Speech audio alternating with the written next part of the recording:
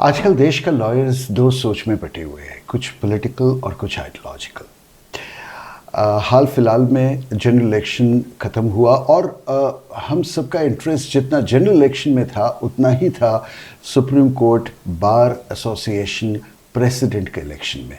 वैसे तो देश में जितना छोटे बड़े कोर्ट्स हैं, डिस्ट्रिक्ट कोर्ट हो या हाई कोर्ट, सब में बार एसोसिएशन है और हर साल उनका एक प्रेसिडेंट चुना जाता है। बट इस साल कुछ खास था। There was a change happening at the center and there was also a change happening in the Bar Association election. As lawyer Kapil Sibal returned as the president of the Bar Association after many years. But today we are meeting the outgoing president of the Bar Association of Supreme Court, Dr. Adish Agarwal. आदिश जी, कहाँ आप इतना popular थे, कहाँ गलती हो गया, क्यों आपको इतना कम वोट मिले? गलती नहीं हुआ, पहली बार है सुप्रीम कोर्ट बार एसोसिएशन में पॉलिटिकल इंटरफेरेंस हुआ। जो आपने कहा कि आइडियोलॉजिकल और पॉलिटिकल में वकील डिवाइड होते हैं, ये बिल्कुल आपका कहना बिल्कुल गलत है। सुप्रीम कोर्ट में ये दोनों पॉइंट नहीं होते। मेरे के हर पॉलिटिकल पार्टी का आदमी वोट देता रहता है, परंतु इस बार पॉलिटिकल पार्टीज का इंटरफेरेंस हो गया, क्योंकि आदिश अग्रवाल पहला प्रेसिडेंट है जो कॉमन लॉयर से आया है। यहाँ है एक मेंटेलिटी बनी हुई है कि यहाँ पर सुप्रीम कोर्ट में केवल बहुत बड़े वकील ही प्रेसिडेंट होने चाहिए, कॉमन लॉयर्स का प्रेसिडेंट नहीं होना चाहिए। इसलिए मैंने जब पिछली बार 191 वोट से मैंने दुष्यंत दवे, जो इतने नामी वकील हैं, मिस्टर रंजीत कुमार, जो प्रधानमंत्री मोदी जी के सॉलिसिटर जनरल रहे, उनको तो तकरीबन 400 वोट का डिफरेंस था। मिस्टर राकेश खन्ना, जो मनमोहन सिंह जी के एडिशनल सॉलिसिटर जनरल थे और प्रेसिडेंट रहे थे, उनको इतने बुरी तरीके से हराया। आप इसी मुद्दे पे पिछले बार जीते थे कि आप आम लॉयर्स का पसंदीदा कैंडिडेट है, इसलिए है और इस बार आपने इलेक्शन फाइट किए थे, शायद लोगों का नज़र में, मेरा नज़र में ऐसे नहीं है, कि आप बीजेपी का सपोर्टेड कैंडिडेट थे, फिर भी हार गए। No, BJP never supported me. जब मैं पहले लड़ा था 4 साल पहले, तो उन्होंने विकास सिंह को किया। पिछली बार मिस्टर राकेश खन्ना को किया, जिसमें मैं जीता। Rakesh Khanna was third, mister Dave was behind me by 191 votes. तो BJP Adhivakta Parishad RSS never supported me, and I have never been a member of any political party. That's why I was able to have the votes from the members who belong to different political parties. That's why I have been the additional advocate general of 3 states simultaneously of Tamil Nadu, Haryana and Punjab, which were politically opposed to each other. I have never been a member of any political party, and BJP, RSS, Adhivakta Parishad never supported me, and they actually supported other candidate. आदिश जी, अगर ऐसे ना हो तो जिस किस्म का मुद्दा अब प्रेसिडेंट रहते हुए उठा रहे थे क्या वो किसी भी सुप्रीम कोर्ट बार एसोसिएशन का प्रेसिडेंट को उठाना चाहिए कि Why not? सबसे ज्यादा क्रिटिसिज्म जो हुई थी, Criticism was being done by those who don't know the law, who don't know the responsibility of the president of Supreme Court Bar Association. I am a vigilant president, I am a bar leader who know the law, who know that we should ensure that court should function as per law. Aditya ji, एक सच बताएंगे? एक जी दिल से। हाँ, क्या आप सरकार का कहने पे चीफ जस्टिस का एक कॉन्स्टिट्यूशनल बेंच जिसको चेयर कर रहे थे चीफ जस्टिस, उनका ऑर्डर का खिलाफ प्रेसिडेंट को इंटरवेन करने के लिए कहा था आपने? सरकार आदिश अग्रवाल को बोल नहीं सकती। आदिश अग्रवाल वो बोलता है जो उसका दिमाग कहता है, और आदिश अग्रवाल की वो हिम्मत है, वो मोदी सरकार के खिलाफ भी वकीलों के लिए बोल सकता है, और कानून को बचाने के लिए, कॉन्स्टिट्यूशन को प्रिजर्व करने के लिए वो चीफ जस्टिस ऑफ इंडिया और जजेस के खिलाफ भी बोल सकता है। ये बात सही है। किसी के अगर ये एलिट क्लास का कोई प्रेसिडेंट होता, उनका काम होता है कि जब सुप्रीम कोर्ट के जजेज उन्हें बोलते हैं तो वो बार एसोसिएशन की तरफ से उनको सपोर्ट करने के लिए वो पिटीशन डालते हैं। पर आदिश अग्रवाल को ना मोदी जी ने कहा, ना हमारे होम मिनिस्टर ने बोला, ना ही हमारे लॉ मिनिस्टर ने बोला। ये बात सही है कि हर आदमी, यही नहीं, अपोजिशन के भी सारे लीडर मुझे जानते हैं। तो क्या सोच के आप एक कॉन्स्टिट्यूशनल बेंच का ऑर्डर को नकारा? क्यों आपने प्रेसिडेंट को ये नहीं बताना चाहिए कि सुप्रीम कोर्ट के चीफ जस्टिस या कॉन्स्टिट्यूशन बेंच, उनको ये पता होना चाहिए कि जब भी किसी केस को हमें कॉन्स्टिट्यूशन बेंच को रेफर करना है तो substantial question of law frame करने चाहिए। ये आदिश अग्रवाल एक ऑर्डिनरी लॉयर को बताना पड़े, सारा देश देख रहा है, तो क्या आदिश अग्रवाल प्रेसिडेंट होते हुए ये नहीं बताए कि आप कानून के तरीके से, सुप्रीम कोर्ट के प्रोसीजर के तरीके से आप काम नहीं कर रहे हैं?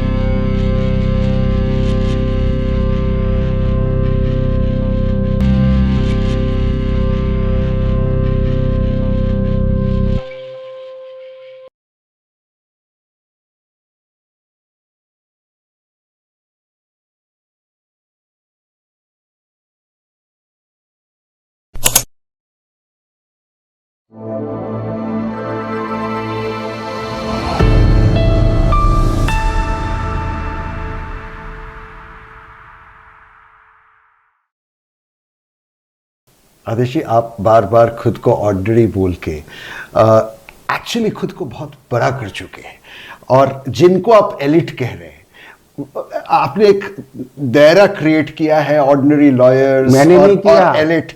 इस तरीके से ये एलिट क्लास के करते हैं। अपने जो जूनियर हैं, जो उनको केस लाते हैं, उनको कहते हैं फोटो खींच के आप हमको भेजिएगा, आपको आदिश अग्रवाल को वोट नहीं डालनी है। क्यों?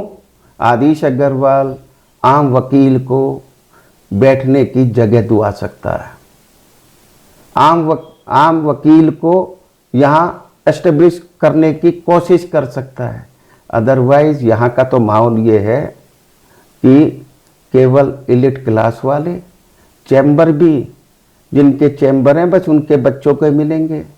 नए आदमियों को तो 30-30 साल जब मरने को होते हैं। बट आदेश अग्रवाल, डॉक्टर आदेश अग्रवाल, आप भी जैसे आप कह रहे हैं एक आम वकील है, आपको कैसे चैम्बर मिल गया? मेरे को चैम्बर नहीं मिला, ना मैंने मांगा, क्योंकि मेरा दिल्ली हाई कोर्ट में था and I abide the rules of the courts, allotment rules. I am not a person, क्योंकि मैं अगर गलत कर दूं तो मेरे ऊपर तो 100 तरीके की कार्रवाई हो जाए, क्योंकि मैं कानून से चलने वाला हूं। और जो गलती करते हैं, चाहे वो हमारे वकील करें चाहे जुडिशरी करें, पॉइंट आउट जरूर कर देता हूं। आदेश जी, बाहर से लोगों को ये लगता है कि आप सरकार, और एक और मैंने उसमें पॉइंट आउट किया कि प्रिंसिपल्स ऑफ नेचुरल जस्टिस, किसी के खिलाफ आपने ऑर्डर पास करना है तो उसको सुने बिना नहीं करोगे।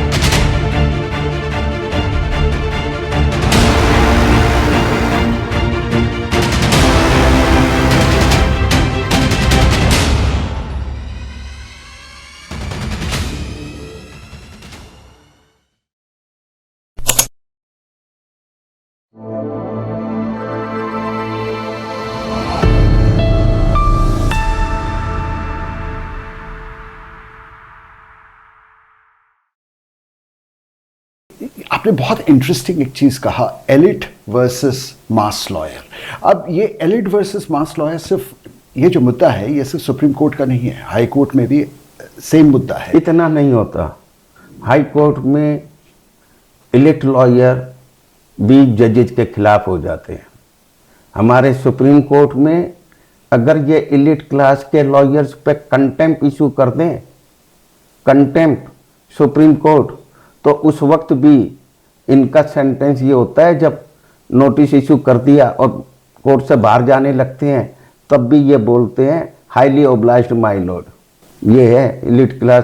तो परंतु और जगह नहीं होता, और हाई कोर्ट्स में या डिस्ट्रिक्ट कोर्ट। और एलिट को आप कैसे डिफाइन करते हैं? Who is an elite lawyer?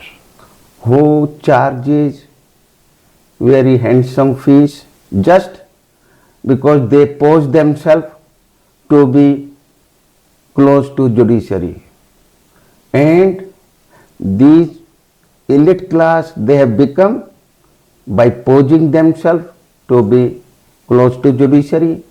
The movement, the system of designation of senior itself proves first of all that they are close. The moment they are designated senior, they start charging 10 times, 20 times. The moment they become office bearer of Supreme Court Bar Association, and especially the president, they enhance their fees to 20 times. इसका मतलब लोग lawyers किसी भी association का, वो supreme court हो या high court हो या डिस्ट्रिक्ट कोर्ट हो, उसके इलेक्शन लड़ते हैं इसीलिए ताकि उनका फी बढ़ जाए, उनका रुतबा बढ़ जाए। I am talking about the supreme court, I am not talking about the district court and the high courts, because in high court and district court they try to protect the interest of the lawyers, while not in Supreme Court.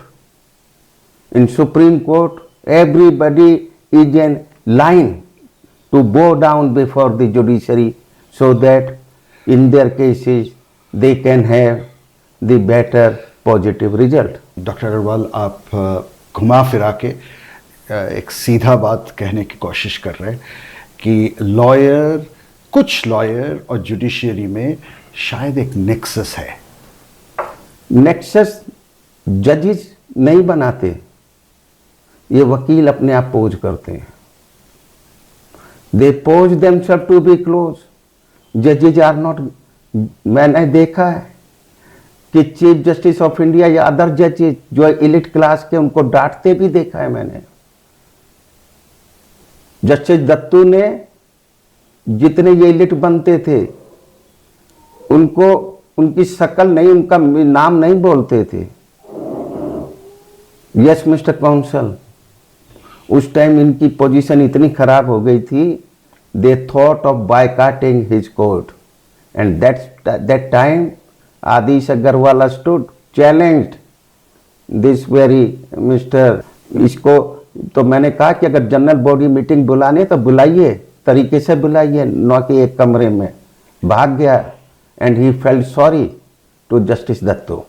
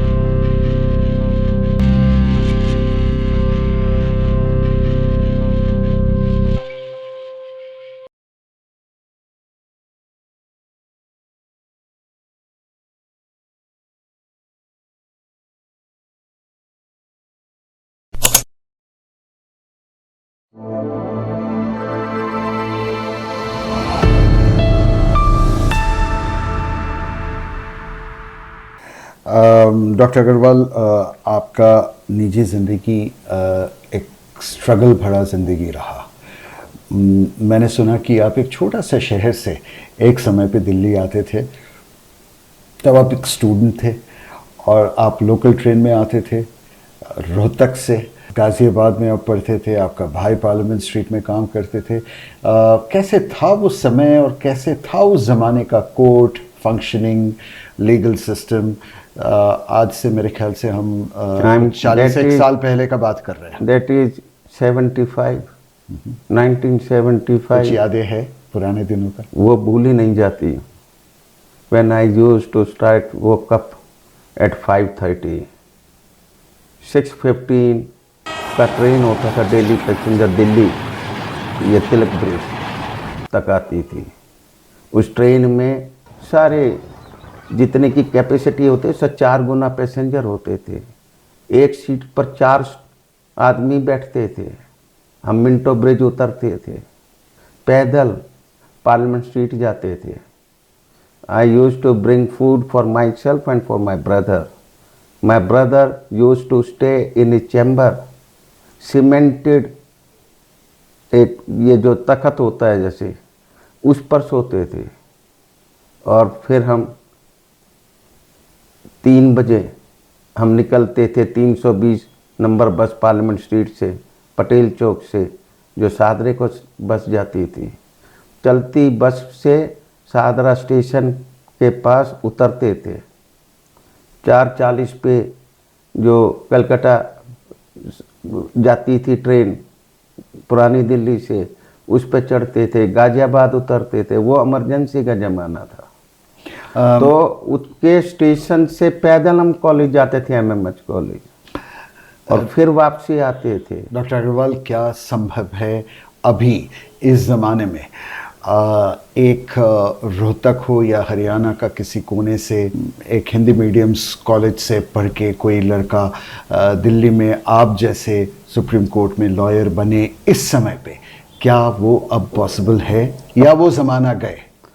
जो हमारी background वाला नहीं, और वकील तो बन जाता है, परंतु जो भगवान का और हमारे दोस्तों का एक सहयोग रहा, आशीर्वाद रहा, वो पोजीशन कोई नहीं ले पाया। और ये पोजीशन तो जितने बड़े वकील हैं, चाहे वो अटॉर्नी जनरल रह लिए, जिनकी कोठी 1000 5,000 गज के फार्म हाउस हैं, अटॉर्नी जनरल रह लिए, वो chairman bar council of India रह लिए, पर आदिश अग्रवाल जैसा नहीं रहा, क्योंकि मैं पॉलिटिकल नहीं रहा। मैं हर पॉलिटिकल पार्टी के, राजीव गांधी के टाइम से हर प्रधानमंत्री के गवर्नमेंट में मैं भारत सरकार का वकील रहा। मोदी जी के टाइम में तो पुराना चला रहा, 6 महीने रहा।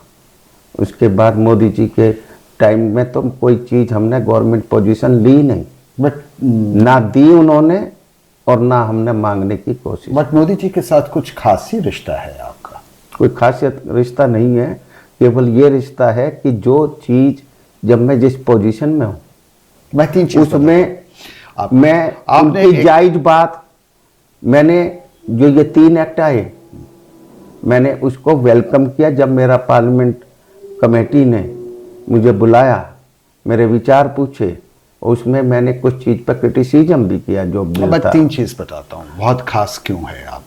एक, आपने किताब लिखा है ना जी, कॉफ़ी टेबल बुक, और वो क्यों लिखा और ये पूछो। उसके अलावा आपने 800 करोड़ का सरकारी अनुदान लाए सुप्रीम कोर्ट के लिए, जो बहुत सालों से रुके हुए थे। देखिए, जो किताब लिखी उसकी एक हिस्ट्री है।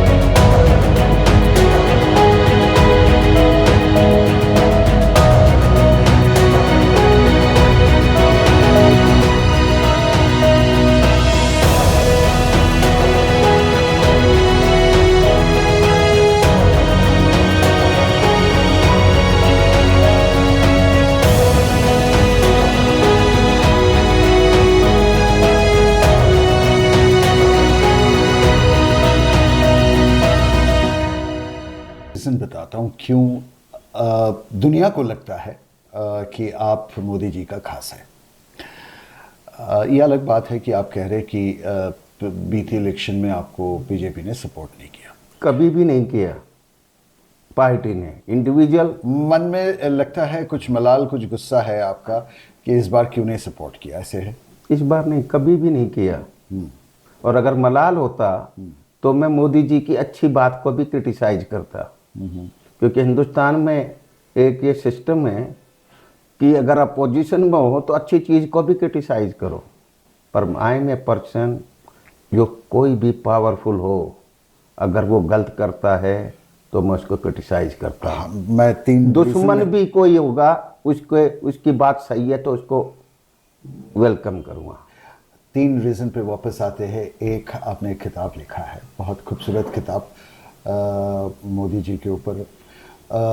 दूसरा, आप प्रेसिडेंट रहते हुए बीबीसी का खिलाफ एक स्टेटमेंट दिया था, जबकि दुनिया ये कह रहे थे कि that was an इन्वेशन of media spirit. किताब जो लिखी, मैं इंटरनेशनल काउंसिल ऑफ जूरिस्ट का प्रधान हूँ, जिसका लंदन में हेडक्वार्टर है। We were having our international conference in London. Peter Tomka, who was the president of International Chief Justice, you can say, International Court of Justice. First, when just Tomka asked me, Mr. Agarwal, who is this Modi? How he is able to muster such support individually, who was not known, who was of a state leader only? How he got? Then I thought it is a must to have this book, so that not only the judiciary, not only the political leaders, basically the investors, business houses should come to India, because if we are not able to have the funds from investment from foreign country, then Modi ji can't do anything. Regarding BBC, what is their interest to show something which is not relevant? It means they want to have interference in the working of our political situation. They are having vested interest. If you can have discussion, you can make some story regarding present thing. We Dr. give Agarwal, opportunity to everyone to speak anything. But if foreign agencies are working, and especially when you are involving, what wrong I've said? Dr. Agarwal, nobody making inquiries. I understand. Nobody from your lawyer fraternity, from your peer group in Supreme Court has any issue over your personal comments. This is that's why I'm saying No, they all are that- there all- only to with money. They don't have time for anything. All that they're So, saying that as the president of SCBI, how can you use the Supreme Court Bar Association's name to criticize an issue for which you have not consulted the executive members? I am not supposed to consult the executive committee. I am the president of Supreme Court Bar. I've not been appointed, elected by the executive committee. They can have their own view. They can air their view. I'm not saying that you have no power. They can do whatever they want. I am the directly elected president of Supreme Court Bar Association, and they thought of removing me. As per of existing law rules, 150 members of Supreme Court Bar Association should give requisition. Unfortunately, they could not have. They were having only 105 members. They have signed, although other who have signed were not either the members or not qualified to sign on the requisition. So these petty people who don't know the law, who don't want to protect the law, who don't want that the court should function as per law, only they can bow down before the judiciary. This is bad. I criticized them. I told them, you pass any resolution, I don't care. You can't remove me.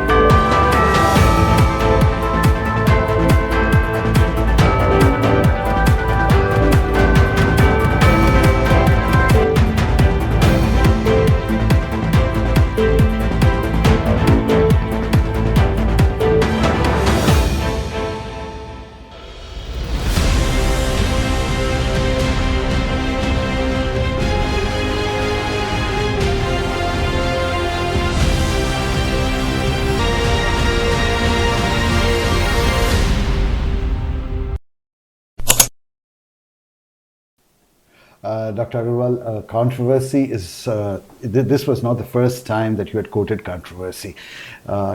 Some 20 years back, you were the vice chairman of Bar Council of India. And during that time, too, like what happened during your tenure as the president of Supreme Court Bar Association, you took certain steps, you made some pronouncement which led to your exit from the position. Why do you do this? Why can't you live in peace? In Bar Council of India, when I am the vice chairman of Bar Council of India, who know the law, who know the rules, whether I am not supposed to implement those. When I received so many complaints that so many lawyers, they are relatives of the High Court judges and they are practicing in the same High Court. When I received such complaints, orally as well as writing, when if somebody bring it to my notice, I am not a person who will not act. I will act. The result may be anything.